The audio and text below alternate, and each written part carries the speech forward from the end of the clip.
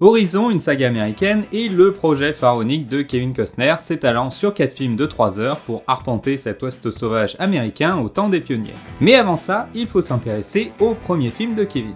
Danse avec les loups, que je considère être un des plus grands films de tous les temps. Il m'a profondément marqué quand j'étais jeune et il fait partie de mon panthéon cinématographique. Ce film encore aujourd'hui n'a pas vieilli et a fait l'exploit à l'époque d'être un succès alors que son thème principal est la dénonciation d'un colonialisme brutal et sanglant durant la conquête de l'Ouest. Un thème que les Américains n'aiment pas. Il reçoit cet Oscar et ce qui est dingue, c'est que c'est le premier film de Kevin Costner en tant que réalisateur. Le mec, il débarque et il rafle 7 Oscars. Je vous conseille vraiment le making of parce qu'il y a Kevin qui a vraiment plein d'anecdotes où il explique qu'il était complètement largué la plupart du temps sur ce qu'il se passait sur le plateau, les fois où il se trompait de cadre, etc. C'est vraiment un beau making of à voir. Et le livre aussi est pas mal parce que à la base c'est une adaptation de ce livre. Suite à ça, il était évident pour moi que j'allais m'intéresser à Horizon. Saga de 4 films que Kevin veut réaliser depuis 30 ans et qui compte l'histoire complète de la conquête de l'Ouest, au travers d'une colonie du nom d'Horizon. Petite ville qui essaye tant bien que mal de se fonder car il y a souvent des attaques où la moitié des gens y passent. Cette saga se déroulera pendant 15 ans à partir de 1859 pour bien arpenter la guerre de sécession. Ça reste de la spéculation car comme le premier s'est crashé au box-office, il y a de grandes chances pour que le 4 ne voit jamais le jour. Le 2 est déjà tourné et le 3 c'est en train. Kevin a d'ailleurs dû mettre en gage sa baraque et même faire une pub pour ramener les 10 millions manquants pour le tournage. Je sens pas du tout dans son regard la passion du café, mais au moins il a une boîte avec sa tête dessus. A chaque fois, il semble que c'est 100 millions de budget par film et tout est mis dans les décors et les costumes car il y a très peu d'acteurs connus. Ça déjà, quand tu regardes le film, ça donne l'impression de regarder un documentaire sur l'époque, mais genre un documentaire qui aurait eu un budget illimité. Et je pense sincèrement que ce film, en fait, soit tu l'adores, soit tu le détestes. Mais il y aura peu de gens entre les deux et pour ça, va falloir que je développe. Le film commence par un homme qui plante une tige en bois dans le sol. C'est le repérage pour la construction d'un bâtiment. Le premier de notre colonie, Horizon. Puis titre grandiose, épique comme la musique, et on reprend sur la construction. Durant les 15 premières minutes du film, on va nous présenter plusieurs factions qui sont sur ce territoire. Des Indiens, des militaires et des colons. Et déjà là, ça peut perdre certaines personnes car on a peu de dialogue et franchement, ça décolle pas. Perso, je m'attendais à une lenteur peut-être exagérée dans ce premier film. C'est normal, c'est l'introduction à cette saga, donc il faut présenter tout le monde. Ça décolle vraiment à partir de la 15e minute. Il y a l'attaque de la maison qui est vraiment bien faite et qui en plus est longue. Je reviendrai parce qu'il y a vraiment des trucs bien dans ce film. Puis après l'attaque des Indiens, le film cale et s'enlise dans la vie de tous les jours de cette ville qui se construit. Et c'est là que je pense que ce film ne va pas plaire à certains. Perso, quand j'ai commencé Red Dead Redemption 2, je suis parti pendant 3 heures de jeu dans les montagnes, à me balader, à faire du feu, à chasser, à fouiller des maisons.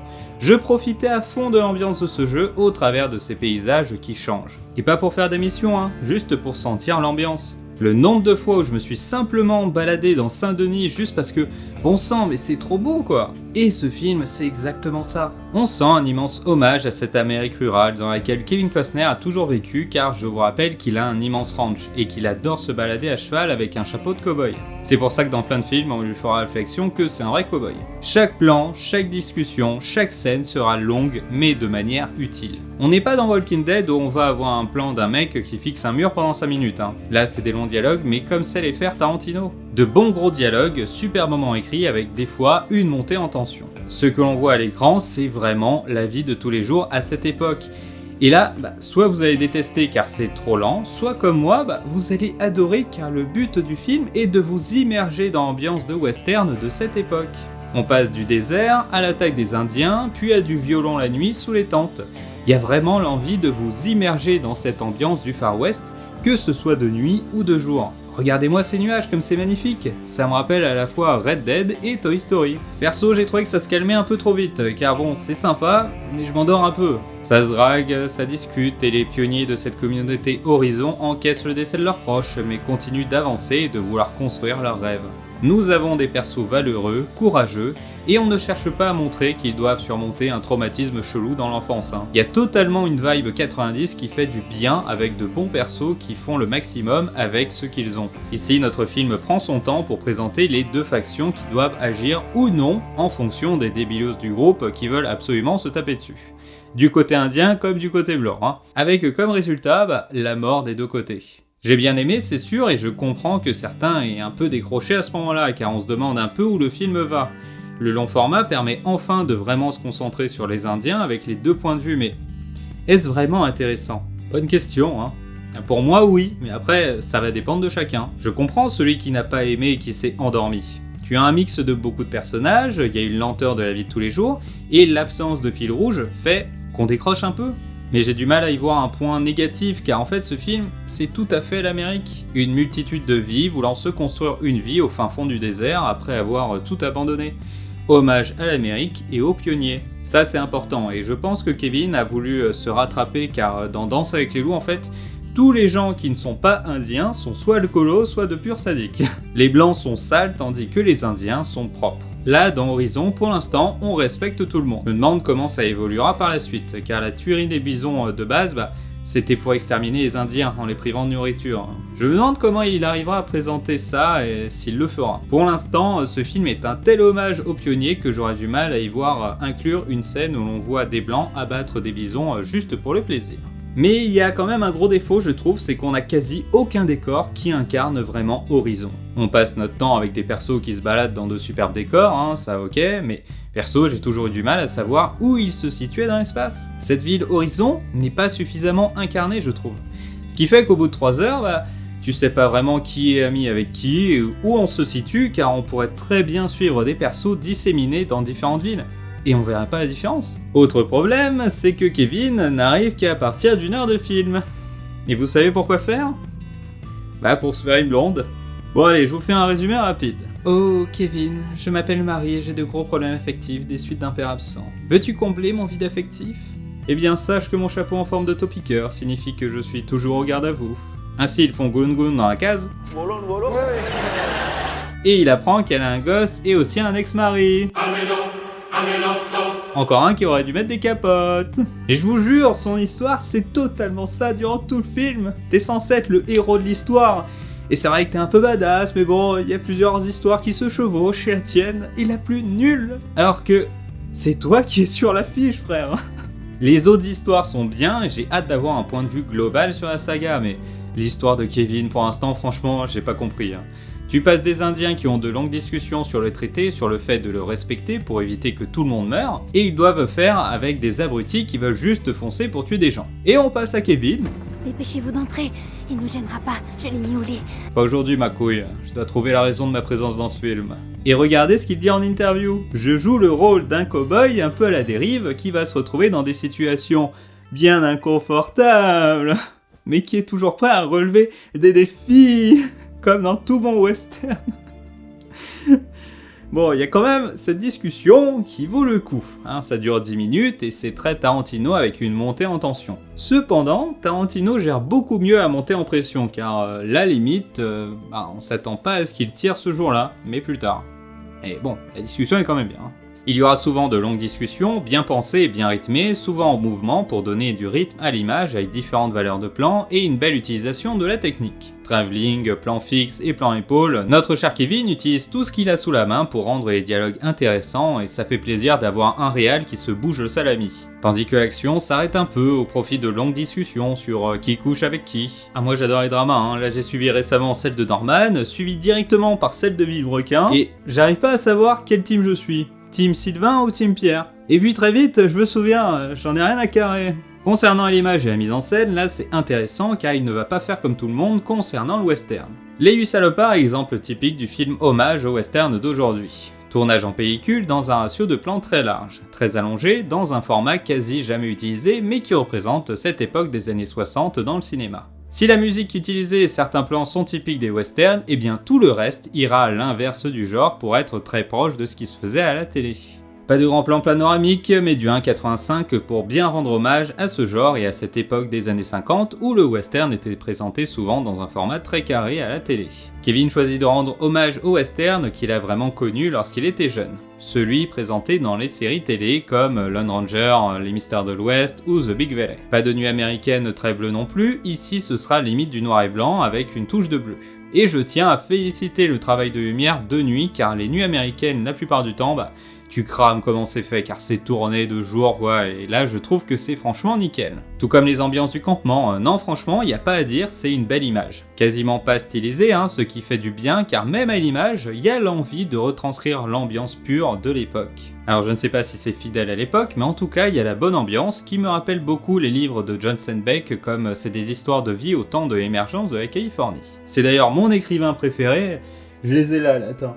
Moi je vous conseille Les Pâturages du ciel, car ça représente bien un peu toute son œuvre à John, parce que ça se déroule en Californie, c'est plusieurs histoires de famille au temps des pionniers, donc ça commence avec les pionniers qui débarquent en Californie, et ensuite le temps passe et ça avance jusque dans les années 40 il me semble. Donc franchement je vous le conseille.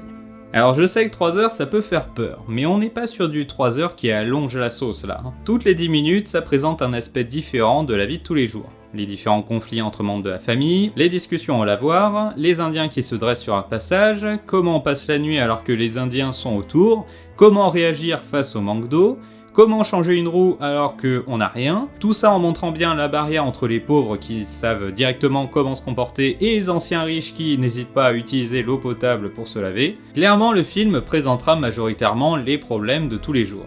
Et moi, j'ai vraiment été happé dedans sans jamais vraiment savoir où le film allait car il n'y a pas vraiment de fil rouge. Enfin, allez, si tu veux, le fil rouge, c'est que tu sens qu'avec les Indiens, ça peut péter à tout moment. Mais, vu qu'on est sur une saga de 4 films, on sait aussi que ce sera pas pour tout de suite.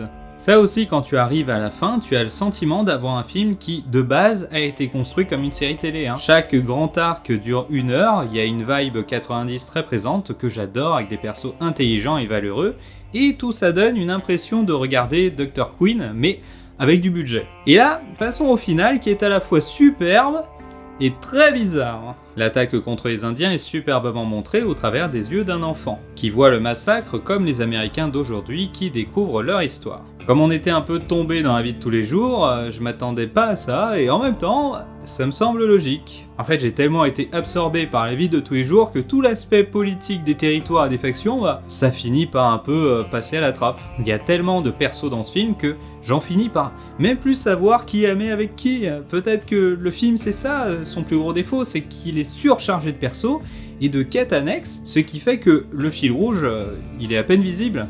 Mais ce final est beau, ce gamin est vraiment photogénique et maintenant je veux connaître la suite de l'histoire. Par contre, vu qu'on est sur un film d'exposition, je pense qu'il restera dans les mémoires ou pas en fonction de la suite. Tout dépendra de ça car si le 2 c'est la même, ça va commencer à être difficile de vous le vendre. Maintenant, la toute fin où là j'ai clairement pas compris. Je n'arrive pas à définir ce qu'est la vraie fin de ce film. Je crois que c'est ce plan, mais ensuite on enchaîne tout un tas de plans avec Kevin, superbement classe, qui se retourne, tire sur le réal et contre-champ, y a rien. Ah, donc on est sur de la présentation de la suite, ou alors on résume les 10 prochaines années et le numéro 2 arrivera après tout ça ? Bon, je sais pas. C'est dans ce genre de truc où tu le sens le côté série télé des années 90. Et cette fin m'a beaucoup surpris car je croyais qu'on était encore dans le film. Vous savez, quelques films l'ont fait, comme Retour vers le futur, mais au moins c'était délimité dans le montage. Directement, on comprenait, voici des extraits de l'épisode 3. Là, j'arrive pas à définir où le film s'arrête. J'espère qu'ils enlèveront ce truc pour la sortie Blu-ray. Ce film, c'est un cinéma qu'on pensait révolu. Coincé entre les films de streaming et les super-héros, je ne pensais pas revoir un film de ce genre à notre époque. C'est beau, il y a des dialogues longs, mais pour de bonnes raisons. Si tu n'as pas aimé, tu as dû remarquer que ce film pourrait très bien être un long documentaire sur cette époque avec un budget prohibitif. On pourrait même en faire une version avec des explications d'historiens en direct. Je suis sûr que ça passerait bien.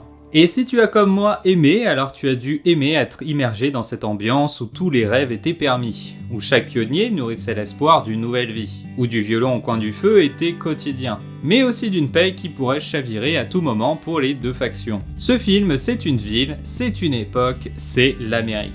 Kevin nous pond ici un beau bébé de 3 heures, bien dense, qui n'est peut-être plus adapté à notre époque, mais qui essaye de ramener du cinéma en salle de cinéma. Et rien que pour ça, il faut soutenir impérativement ce genre de projet.